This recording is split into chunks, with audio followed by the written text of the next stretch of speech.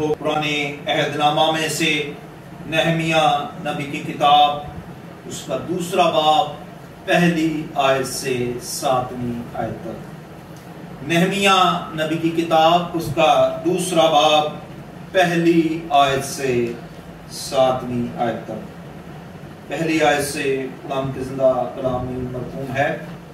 ارتخشستہ بادشاہ کے 20ویں برس نسیان کے مہینے میں جب میں اس کے آگے تھی تو میں اٹھا کر بادشاہ کو دی، اور اس سے پہلے میں کبھی اس کے حضور اداس نہیں ہوا۔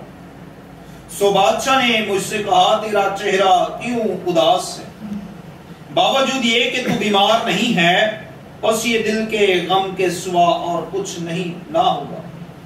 تب میں بہت ڈر گیا اور میں نے بادشاہ سے کہا، بادشاہ ہمیشہ جیتا رہے، میرا چہرہ اداس کیوں نہ ہو، جبکہ وہ شہر جہاں میرے باپ دادا کی قبریں ہیں اجاڑ پڑا اور اس کے پھاٹک آگ سے جلے ہوئے ہیں۔ بادشاہ نے مجھ سے فرمایا، کس بات کے لیے تیری درخواست ہے؟ تب میں نے آسمان کے خدا سے دعا کی۔ پھر میں نے بادشاہ سے کہا، اگر بادشاہ کی مرضی ہو اور اگر تیرا خادم پر تیرے کرم کی نظر ہے تو تو مجھے یہودا میں میرے باپ دادا کی قبروں کے شہر کو بھیج دے تاکہ میں اسے تعمیر کروں۔ تو بادشاہ نے ملکہ بھی اس کے پاس بیٹھی تھی مجھ سے کہا، تیرا سفر کتنی مدت کا ہوگا اور تو کب لوٹے گا؟ غرض بادشاہ کی مرضی ہوئی کہ مجھے بھیجے، اور میں نے وقت مقرر کر کے اسے بتایا، اور میں نے بادشاہ سے یہ بھی کہا کہ بادشاہ کی مرضی ہو تو دریا پار کے حاکموں کے لیے مجھے فرمانے عنایت ہوں کہ وہ مجھے یہودا تک پہنچنے کے لیے گزر جانے دیں۔ خداوند کے زندہ پاک کلام کے پڑھے اور سنے جان پر خداوند کی برکت ہو۔ گزشتہ 2 ہفتے سے ہم کلام خدا میں سے جس مضمون پر سیکھ رہے ہیں وہ ہے کہ خدا کے لوگ جب خدا کی حضوری میں چلتے ہیں، اس سے محبت کرتے ہیں، تو پھر انہیں مصیبتوں کا، تکلیفوں کا سامنا کرنا پڑتا ہے۔ مختلف انداز سے وہ پریشانیوں کا سامنا کرتے ہیں۔ ہمارے ملک میں اور پھر ہمارے پڑوسی ملک میں جو واقعات گزرے، سوشل میڈیا، تمام دنیا کے نیوز چینلز، اب جو ہو رہا ہے اور اس کے بعد جو ہو، اس تمام تر سینیریو میں سب لوگ ہی نہایت ڈرے ہوئے اور پریشان تھے۔ لیکن کلام خدا جو ہر طرح کے معاملات میں ہماری مدد رہنمائی کرتا ہے، جو ہر طرح سے ہماری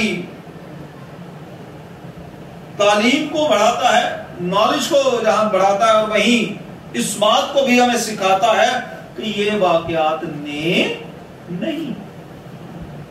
گزشتہ ہفتے ہم سیکھ رہے تھے کہ دانیل نبی کو کس طرح خدا نے شیروں سے چھڑایا، اس کی ترقی سے لوگ جیلس تھے۔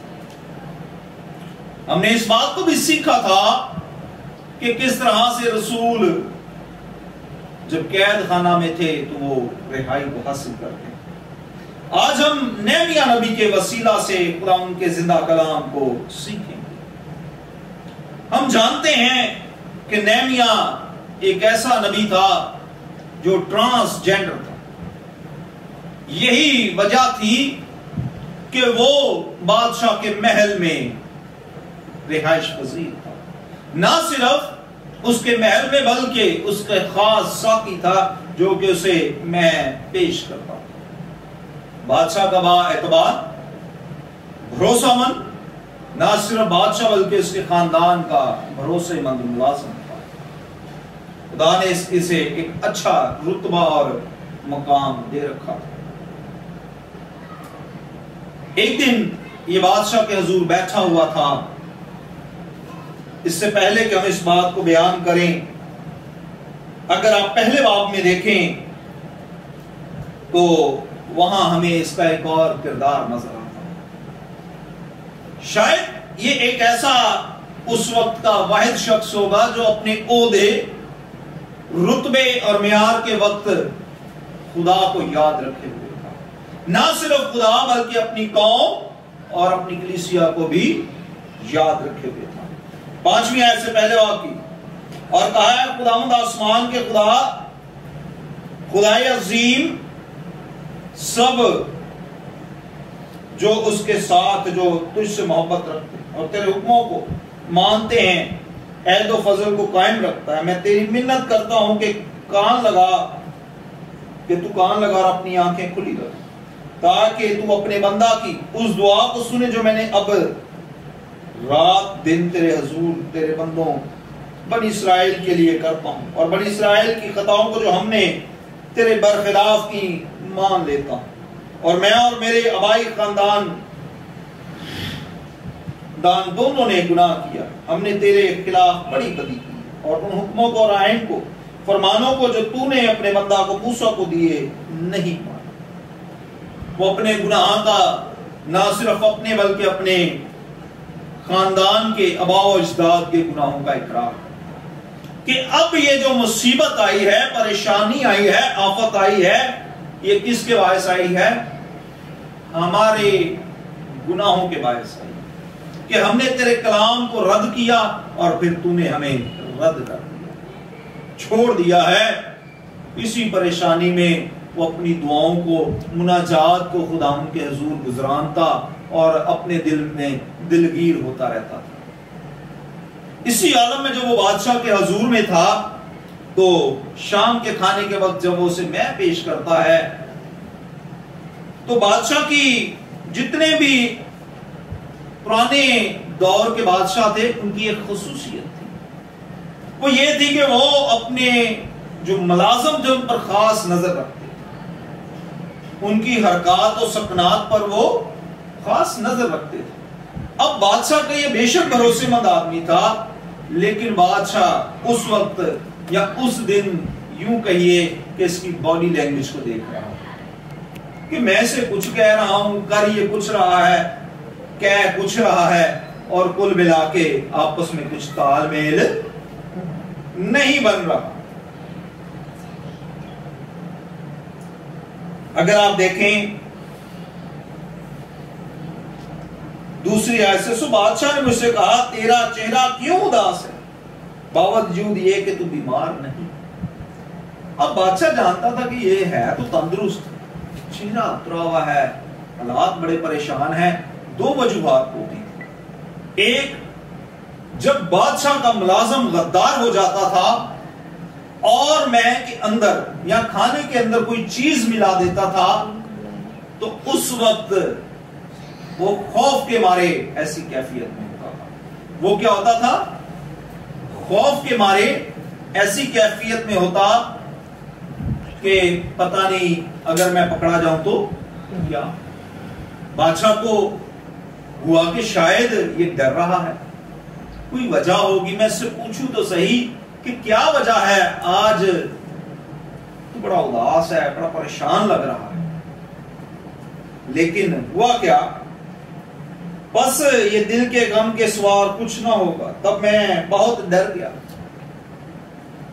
نہمیا ڈر گیا کہ کہیں بادشاہ ایسا نہ ہو کہ یوں سمجھے کہ میں نے کوئی غداری کا ایلیمنٹ کیا ہے اور میں اس لیے پریشان ہوں اور میں دھوکے میں کہیں اور بڑی مصیبت میں نہ ہوں. اور میں نے بادشاہ سے کہا ہے بادشاہ ہمیشہ جیتا رہے، میرا چہرہ اداس کیوں نہ ہو جبکہ میرا شہر، جبکہ وہ شہر جہاں میرے باپ دادا کی قبریں ہیں اجاڑ پڑا اور اس کے پھاٹک آگ سے جلے ہوئے. بادشاہ نے مجھ سے فرمایا کس بات کے لیے تیری درخواست ہے؟ تب میں نے آسمان کے خدا سے دعا کی.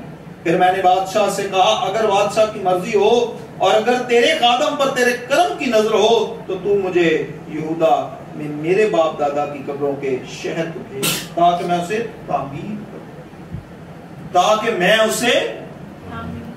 تعمیر کروں. شہر یروشلیم اسیری کے دور میں مکمل طور پر جلایا گیا. شہر یروشلم جس کی ہیکل تمام بڑے بڑے لوگوں کے، امیر لوگوں کے بھی گھرانے اس میں جلائے گئے. خواہ امیر تھے خواہ غریب تھے، تمام لوگوں کے گھرانوں کو جلایا گیا، گھروں کو. اور اس کے ساتھ جو شہر کے چوگرد فصیل تھی، باؤنڈری وال بنائی گئی تھی، اس کو بھی ڈیمولش کر دیا، توڑ دیا گیا، جلا دیا گیا، گرا دیا گیا. یہ بات نہمیہ تک بھی پہنچی. جب نہمیہ تک پہنچی، سب سے اہم بات یہاں یاد رکھیں کہ نہمیہ نے یہاں لفظ یہ نہیں کہا کہ اتھے میرا گھر سڑ گیا. یہ لفظ نہیں یہاں پر آئے گا آپ کے نظر، بلکہ وہ کہتا ہے میرے آباء و اجداد، یعنی کہ پورا وہ اس پورے ایریے کے جتنے بھی لوگ تھے انہیں اپنا خاندان تسلیم کرتا، اپنی قوم کو اپنا خاندان تسلیم کرتا.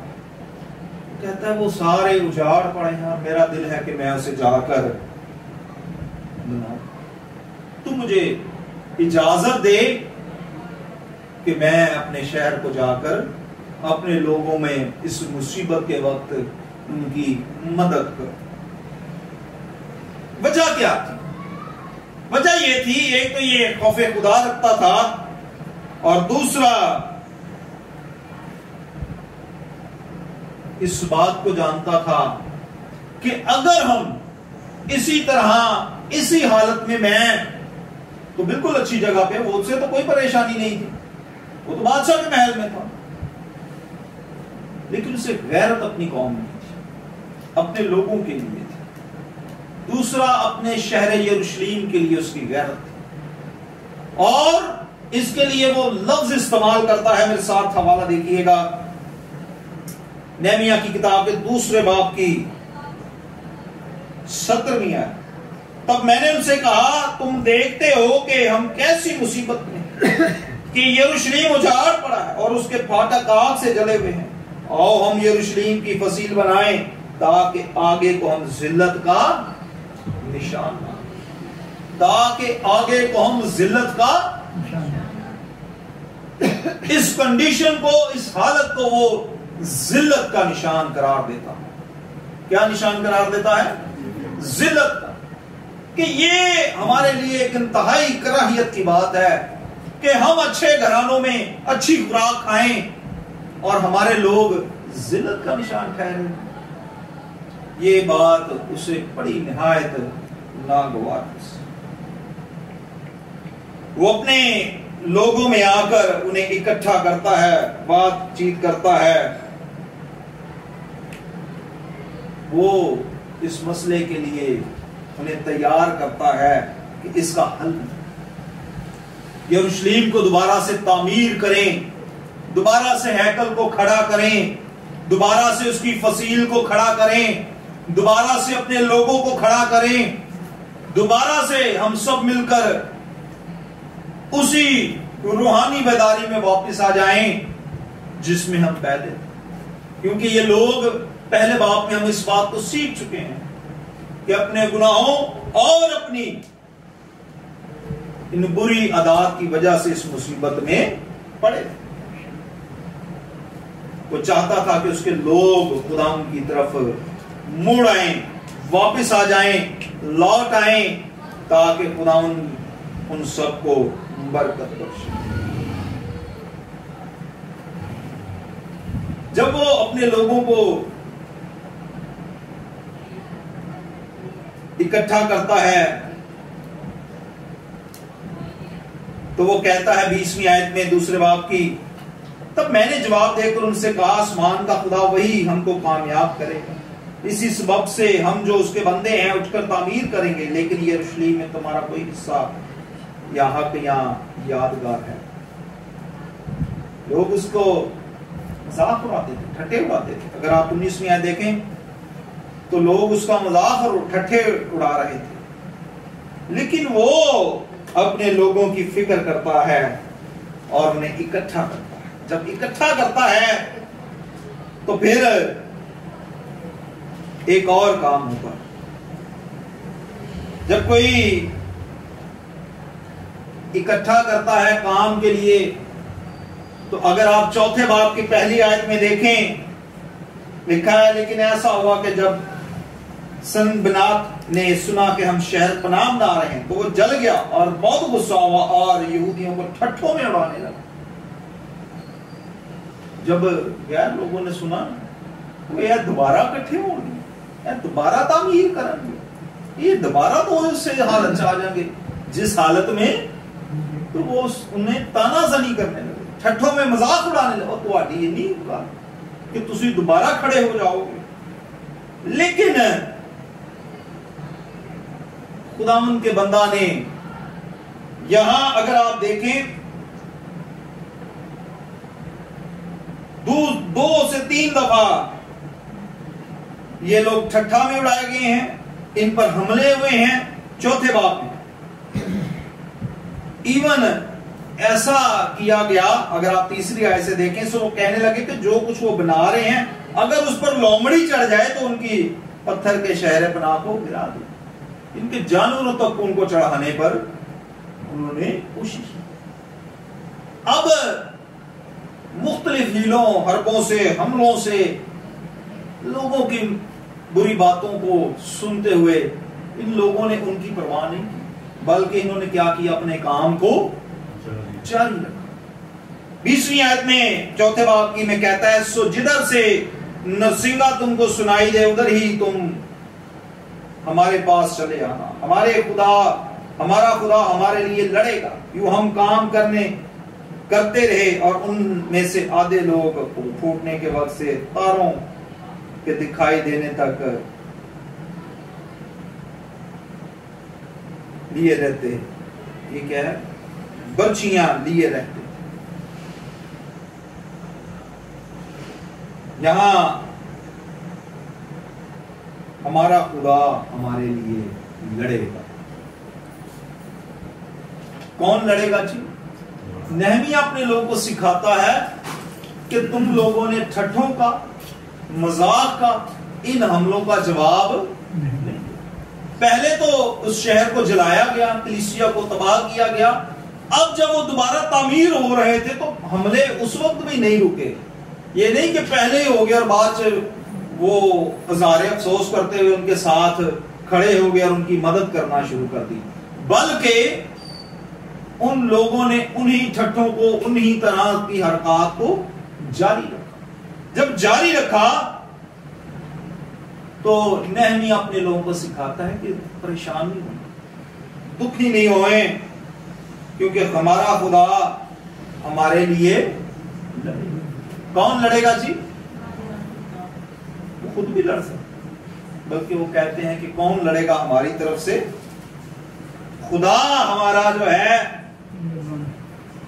وہ جا کر یہ سارے کام کرے گا. خدا ہمیشہ اپنے لوگوں کی مدد اور ہمیشہ اپنے لوگوں کی حفاظت.